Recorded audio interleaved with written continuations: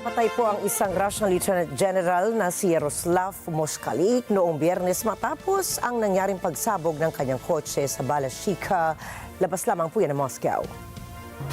Sinasabi ng Investigative Committee na mayroong nakakabit na pampasabog sa kanyang sasakyan na may lamang shrapnel.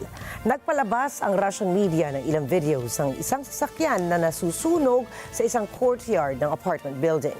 Hindi kaagad binanggit ng komite ang mga posibleng suspects, subalit ipinahayag ng Russian Foreign Ministry spokesperson na si Maria Zakharova na walang ebidensya na sangkot sa pagpatay ang Ukraine.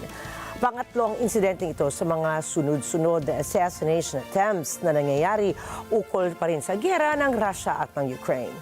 Nauna po rito ang nangyaring pagpatay kay Lieutenant General Igor Kirillov na ang isang Uzbek citizen gamit ang isang bomba na nakatago sa isang electric scooter sa labas ng kanyang apartment building sa Moscow. Kasunod nito ang tangkang pagpatay kay Putin sa nangyaring pagsabog ng isa sa kanyang mga luxury Oro Senate limousine na bahagi ng kanyang motorcade.